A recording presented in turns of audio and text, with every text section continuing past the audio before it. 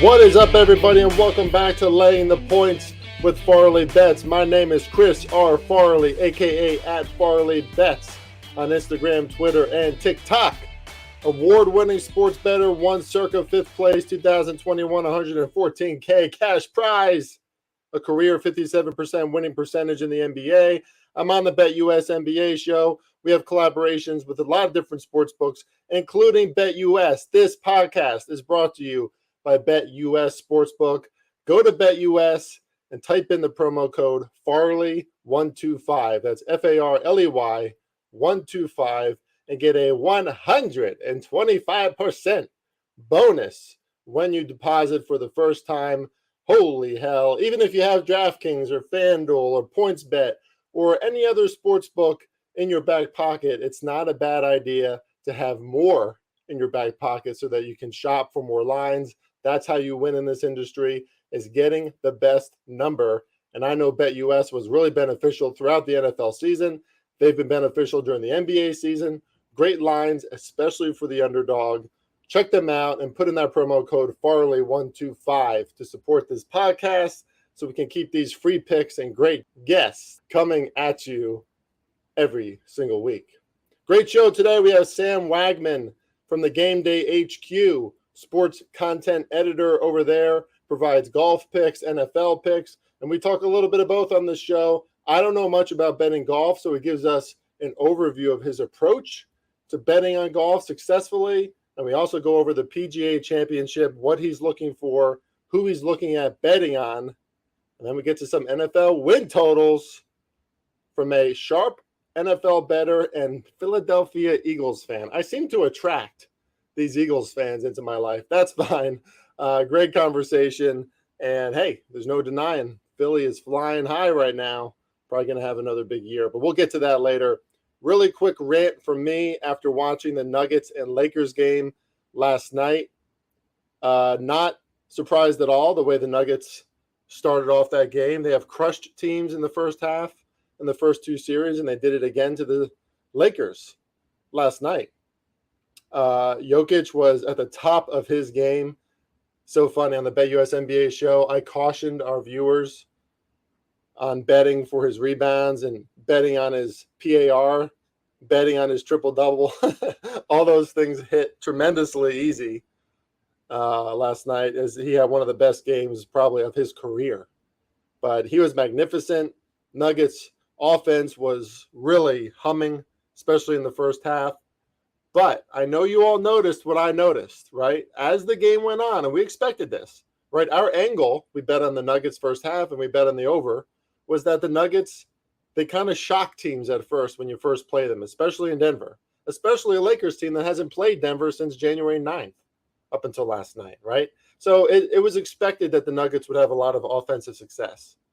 But you saw, as that game went on, Lakers starting to figure things out, outscored the Nuggets 72-60 in the second half, started to expose matchups. Rui Hachimura started to cook. LeBron James started to put in more. Anthony Davis caught a little stride in the second half.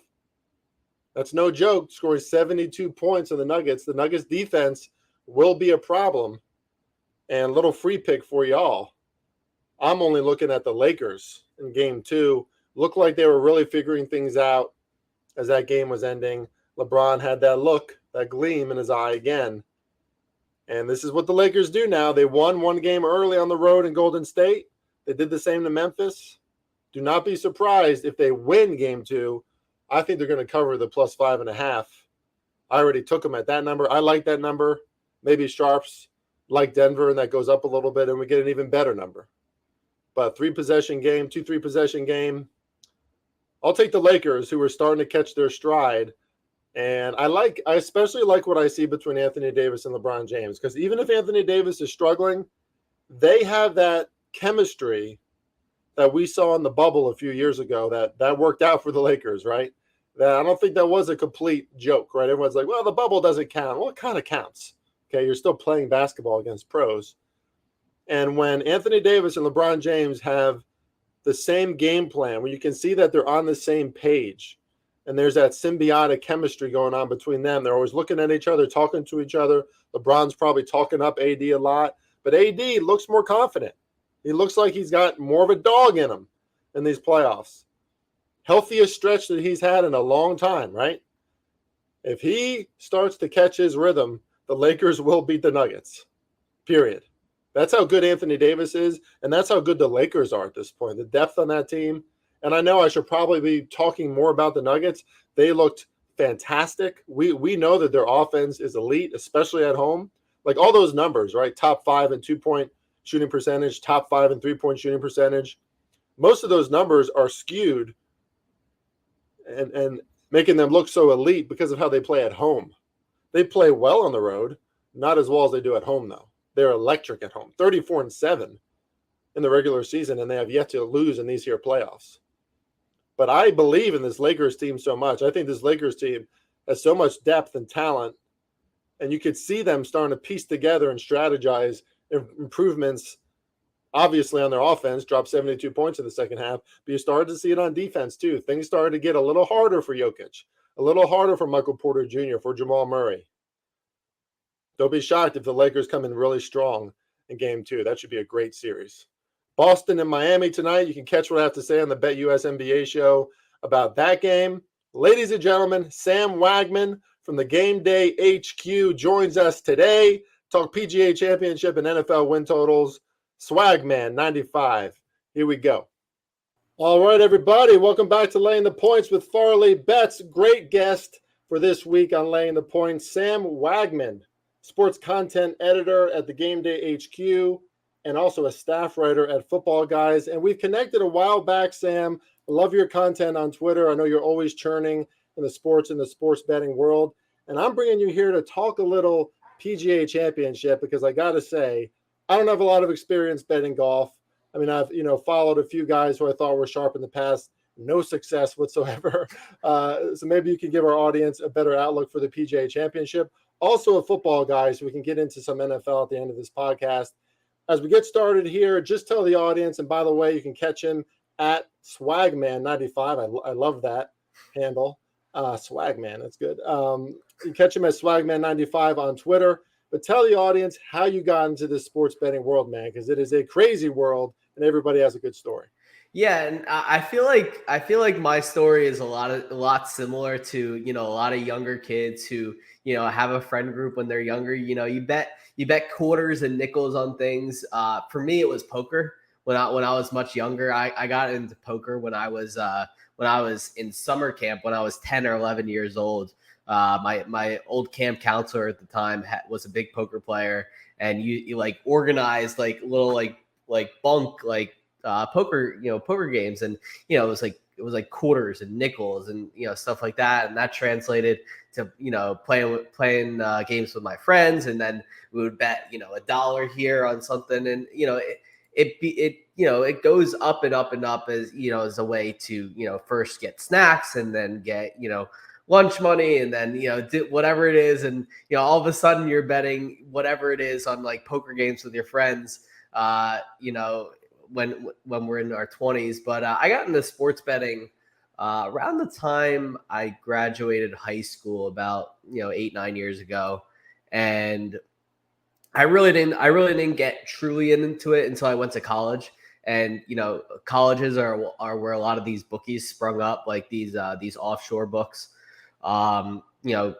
These whatever it is, they spring into these colleges, and everyone in the fraternity gets a sports book, or whatever it is, and everyone knows everyone. So that's how it happened for me, and it really was just simple, and kind of just evolved from there, and really got into it heavily in the last couple of years as sports books began to legalize in states, and so much stuff happened there. And the more people know about it, the more you get to read about it, and the more you get to learn about it. So it's just, for me, it's just honing skills and, becoming a better, and, a more informed better at that. So.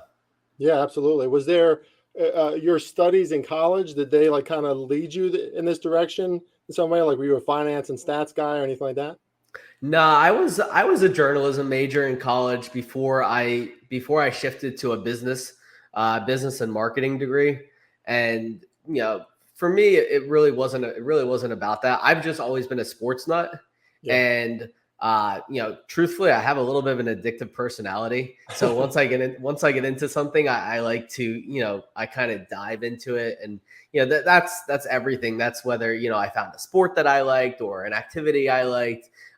Sports betting is been something that I've casually enjoyed for years at this point. And the fact that some of these offshore sports books have allowed you to bet $5 and $10 minimum on a thing is really nice, because it allows you to feel like you're not spending a lot of money there. So yeah, absolutely. I love that you bring up the addictive personality, because I think that's an aspect for a lot of us, right? I mean, the gambling, betting, it's a very stimulating activity. You think of it at first like, hey, I can get cash pretty quick here. But then as you start to study and learn more about it, I know for me over 10 years ago now, but you sort of gravitate towards certain approaches to sports betting. And the way that, I have a philosophy and psychology background, also journalism too is in there. And I know that I'm a writer first. So when I first started handicapping, I would write out my complete handicap.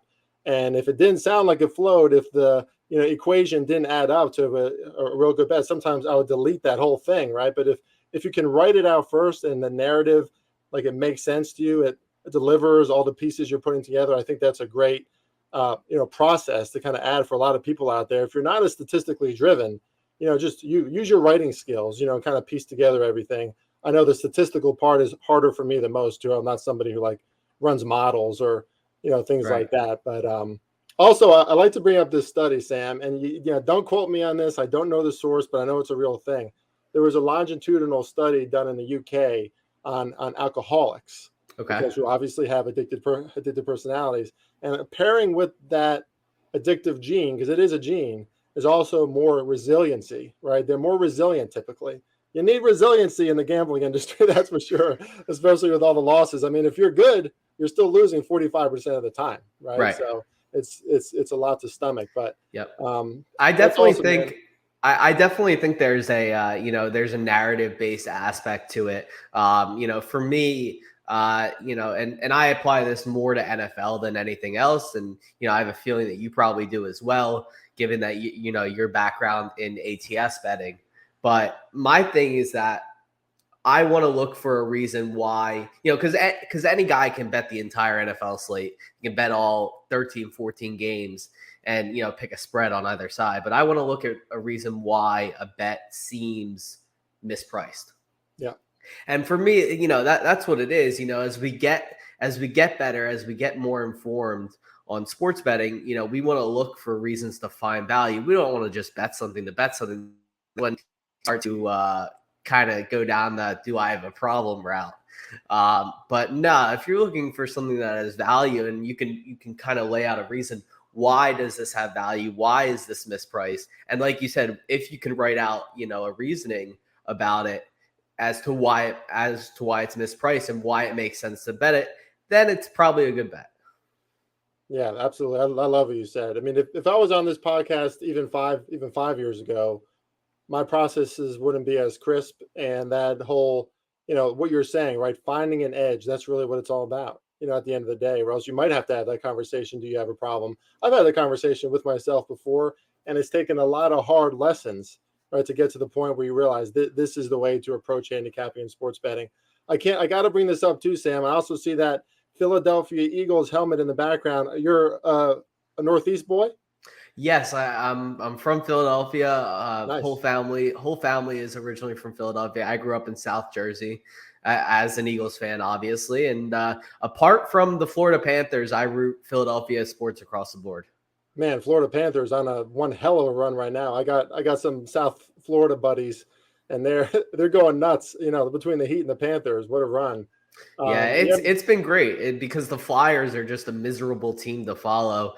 So, all my friends are Panthers fans. They drag me to games, and what can I say? The fan base started to gravitate on me, and now that I go to a few games every year. I went to a game last week. I went to the only game they lost to the Maple Leafs. In the 4-1 series. I'm going to game 3 of the Eastern Conference Finals, the first home game. So, nice. if you want a sure thing, bet against the Panthers in that game. Okay, got it. Yeah, man. I don't know if you saw any of my tweets or content last football season on the Eagles, but I was pretty critical. Did you absolutely hate me in the fall? No, I mean you're a Giants fan, so I think you're biased. So I'm probably a little biased. But I said it before, right? Jalen Hurts played so well throughout the whole season, but it's like we haven't like seen him against really hard teams one after another. Well, I was completely silenced because in the biggest game of all games, you could argue that he had a better game than Patrick Mahomes. I mean, at the end of the day, right? Patrick Mahomes, he got the win. But the problem isn't Jalen Hurts, but they're certainly going to have a harder schedule this year. But we'll get to the NFL a little bit later on the show. Yes, a Giants fan, but I try to be unbiased about Philly. I grew up about an hour west of Philly most of my life. Born in the North Jersey, the whole family's from that area. That's why I'm a Giants fan. Right. I grew up around those damn Eagles, so I unfortunately know the Eagles as well as the Giants most seasons because they're so close to home still. Yeah, and I think you're going to get a really good chance to see what kind of team the Eagles are this offseason, or not this offseason, this regular season, because they do have, a pretty decently hard schedule, including an extremely hard stretch. I believe it's weeks 8 to 12 or 8 to 11, where they play the Chiefs, they play the 49ers, they play the Cowboys twice, they play the Bills. So that's going to be a really tough slate of the schedule. I don't know why I just said the Bills. They don't play the Bills, but it's going to be really tough. And I think you're going to see what the Eagles' medal is really made of there. Yeah. I think they could open up 6-0. It's a pretty favorable schedule in the beginning. And they might need to do that to have the same record as last year. We shall see. All right, let's talk a little golf, Sam. I know I always say this in every show. I like to keep it 30 minutes, but I often go over 30 minutes. We'll try to keep it within that time frame. But I was talking to you before the show about this too. I'm not a golf bettor. I never give out plays to my premium clients on it. It's just a sport that I've kind of left to the side as I focus more on basketball and football. So let's start with this high level for our audience who has not bet on golf before. PGA Championships this week. What is how do you approach betting golf? What are some of the bets that you look for? How do you look for value? And what are some of the do's and don'ts? And it's a loaded question, but from like a high level perspective. It is. And I guess we should kind of start from the back there, the do's and don'ts of betting golf. The biggest thing for me is that, and honestly has been imparted to me multiple times. I have a few good buddies who I talk to quite frequently and have really kind of drilled this into my head because I'm still a fairly new golf bettor as well, only having picked it up in the last 2 years. But really, my approach to betting golf successfully is you can't get addicted to all the stats. And you have to remember that golf is as much a mental game as it is a statistical one. And what I mean by that is that there's a ton of narrative in golf. And the mental thing plays a huge role because all of this is between the ears for these guys, whether they hit a good shot, whether they hit a bad shot, how their response is to a good shot or bad shot. Because anybody can rely on the stats and see, oh, this guy is great on this kind of greens and this guy's great, when the fairways are tight and the trees are narrow and, he's great at getting out of bunkers. But how they actually perform when they get on the course is as much and probably more a mental state as it is a physical state and statistical state. So, looking at, stats-based analysis and then matching it up with a narrative and mental view, how is their recent form look? How does their course fit look? Have they played here before? What was their play here at the previous time? Was there a reason that they played a certain way? What's their motivation? Are they, is there an award they're going for? Is there, a membership they're going for? Do they get into the FedEx Cup playoffs if they win this? So many things go into it, and there's a lot more, peripheral things to look at rather than the stats that are right in front of you. Okay, yeah, so very interesting. That almost sounds like horse racing, a little bit, right? Like, what have these horses done for me lately? What have they done recently? Now, of course, not quite. Of course, you got the jockeys and all kinds of other things. But so leading into an event like this, and I'm going to talk really naive here, okay? So bear with me. But like leading into a major, are there a bunch of like smaller competitions that you're watching these golfers like leading up to that every single time beforehand? Or is it like major season one after another? No, there's definitely competitions beforehand. The majors are pretty spread out. The Masters is in early April. The PGA Championship is in mid-May, and then the middle of June and middle of July are the U.S. Open and Open Championships. And you have events every week, so there's a few weeks spread out, between each major. But this is major season. This is what these guys are playing for. They'll skip certain events if it suits them. But a lot of players like to do tune-up events. Like last week, Scotty Scheffler and Rory McIlroy, John Rahm and Rory McIlroy were not in the field at the Byron Nelson, but Scotty Scheffler was, mostly because it's his hometown of Dallas, and he always likes to show up there. And it's the place where he got his first start when he was a teenager. It holds sentimental value. There's other places where John Rahm played and Scotty Scheffler and Rory McIlroy took the week off. So these guys are pretty deliberate in what they'll do. And I'm not looking at as much as that. I'm looking more in line at these designated events, which are 11 elevated events by the PGA Tour this season that pay more money in the prize pool. All the better players are in it. So I want to see against those fields, obviously, because an event where Scotty Scheffler is the overwhelming favorite and is at 2.5 to 1 doesn't really impress me that much when only 8 of the top 100 guys in the world are there. And Scotty didn't even win that. You can argue he had a chance to win last week, but he didn't. But you can take things from minuscule pieces. Like last week, Scotty's putting looked atrocious. It was arguably the main reason why he didn't win last week. Am I holding that against him going into a major title where a big emphasis is the fact that the greens have been firmed up to the point where they're going to run faster than they ever have, and these greens are smaller? Absolutely. Do I take into account the fact how good putting John Rahm was at the Masters and Scotty Scheffler wasn't? Absolutely. Do I take into account that Rory McIlroy probably needs a therapist at this point? Absolutely. So, these are all, you can take little things in, especially, the bit about Rory is a whole mental health thing. Rory is, you said you're not as in tune to golf. Rory McIlroy has become the face of the PGA Tour versus the Live Golf thing. And I'm assuming you at least have some knowledge about the Live Golf and PGA Tour schism. Yeah. So Rory McIlroy has become the PGA Tour's face. And with that comes a lot of other duties that he never had to assume before in his career. And that's obviously taken a mental and, playing, toll on him. So he hasn't played well.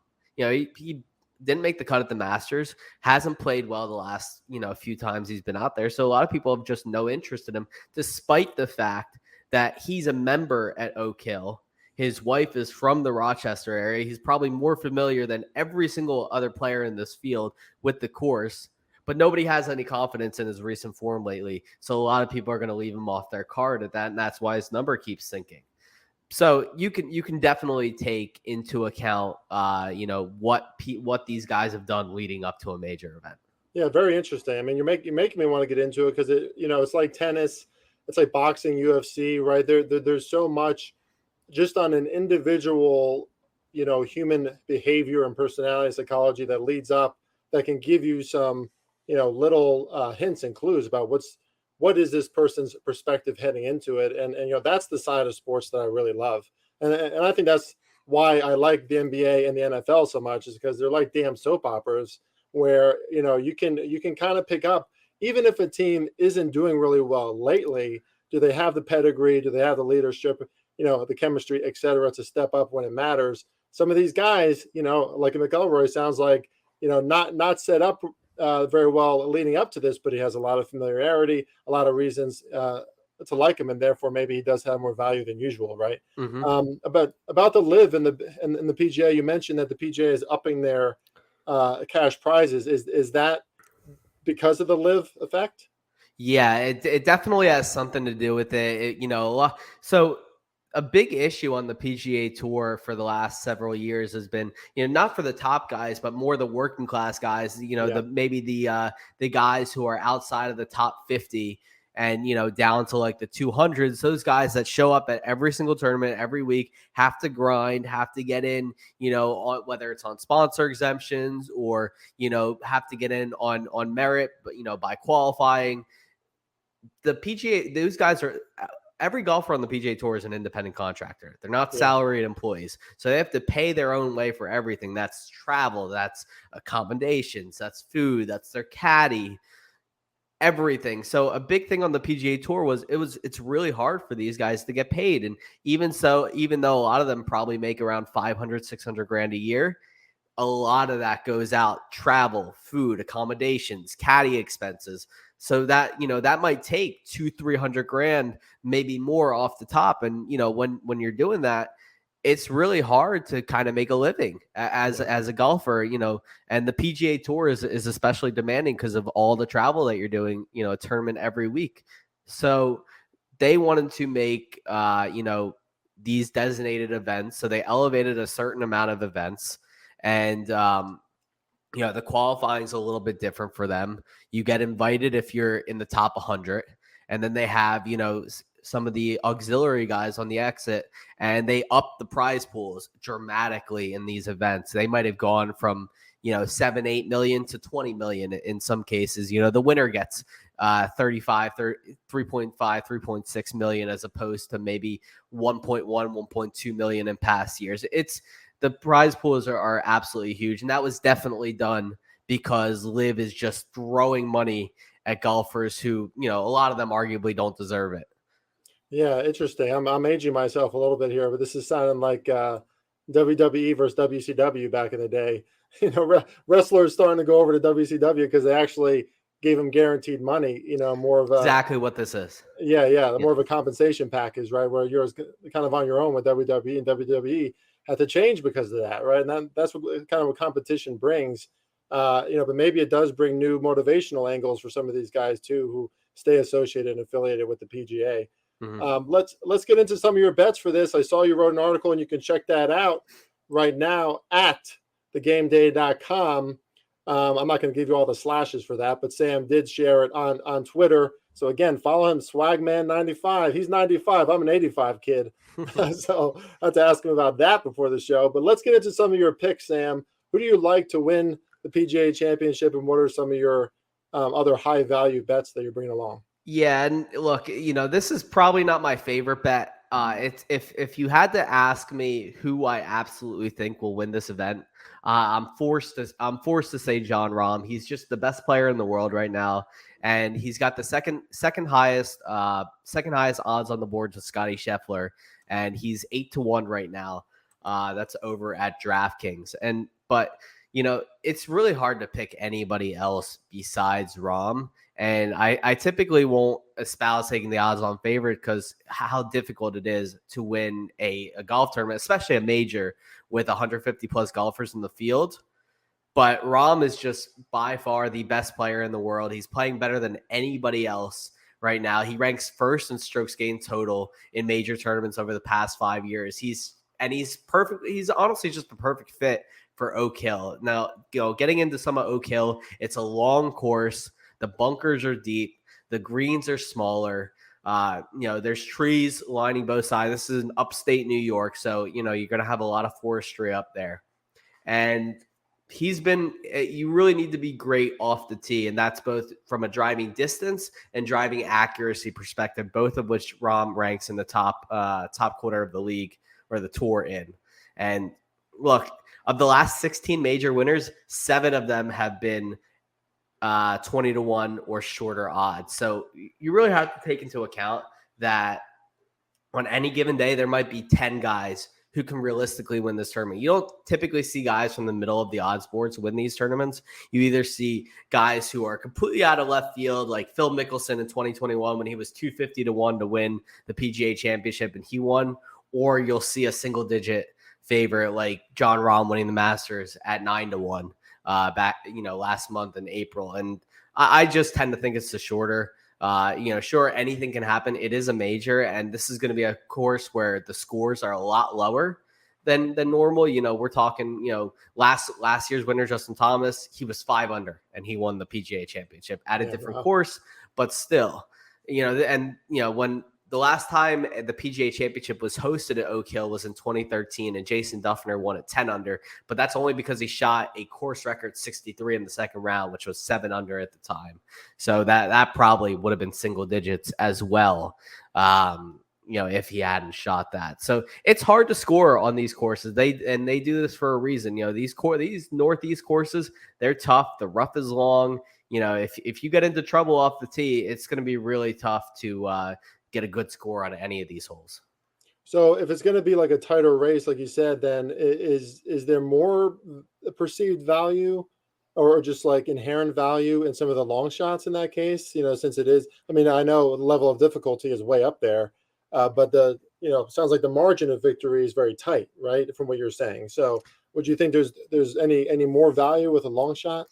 Yeah, I think with it not being as much a putting contest, which we Yeah. typically refer to some of these, easier tournaments where the scores can get up into the 20 unders and everything like that. There's definitely a little more variance to be had, but the course is just so difficult that you're going to need to be especially pinpoint. And to be honest, I just don't know if any of these guys that are going off, at super long shots are really going to be there. And I took a couple. I always take a few long shots because really anything can happen. And, I especially looked at some of the live guys as long shots because I tend to think they're undervalued apart from the top, 2 or 3 guys like Koepka and Dustin Johnson. But I truly think that you see one of the more elite side of the odds board do better here just because of the inherent difficulty of this golf course. Like we saw Phil Mickelson finish second at the Masters and he's 52, but Augusta is a course that he has always played well. And even for being a major championship destination, Augusta is a pretty easy course if you're used to it and it, like some of these pros do, which is why it was easy for him as, it's a course he's won 3 times at to have success, despite the fact that he was a super long shot and he, one of the oldest golfers in the field. I just don't know if I feel the same way about Oak Hill. I think it's going to be a lot more difficult if you're not, elite length off the tee, like some of these guys. And trust me, these guys who are long shots, they're not elite length off the tee because they're more in the older range. Love it. I love it. And like we said, you can check out all of Sam's picks because I know you have some more free picks there at GameDay.com. And again, follow him at Swagman95 to get all of his content right there in your feed. Let's get to some NFL, Sam, because I want to give us a few minutes at least to talk about that. You gave me a few teams that you might want to talk about, including your Philadelphia Eagles. I'll let you say whatever you want, but let's talk a little win total. What team you want to talk about? I got to start with the Seahawks. Looking at DraftKings right now, and this is a bet I took in February as soon as the win totals were out. So it was a little lower. I believe it was plus 110 when I took it over 8.5. But right now it's minus 130, and I'm still ready to go there. I think the Seahawks are a better team than they were last year, and they won 9 games last year, and they snuck into the playoffs. And they put up a good fight against the 49ers, but this team got better. They drafted probably the best cornerback in the draft in Devin Witherspoon at number 5, and they drafted the best wide receiver in the draft at 20 in Jackson Smith-Njigba. They brought back Geno Smith. They have, all the pieces of defense. Bobby Wagner resigned. I mean, this is a team that is gearing up in a very, very weak NFC to try and make a playoff run. Nobody's saying they're going to win the division, despite, I took them to win the division, at 4.5 to 1 odds. Again, back in February, it's now down to plus 230. So, score 1 for CLV there. But I really just think the Seahawks are a team that is going to overperform this year. And to me, they seem like the type of team that's, easily going to get a wild card spot in the NFC. And I think they really do have a good shot to win the division because they're well coached. They have all the requisite talent. They brought nearly every single person back. The offensive line is getting better and has a little bit more experience. They brought another running back in to, help spell Kenneth Walker, and Zach Charbonnet was highly regarded by a lot of draft nicks.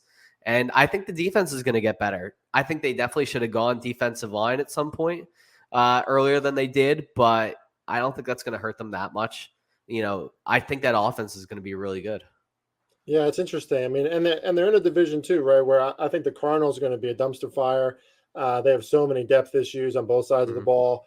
The Rams are, extremely shallow offensive talent.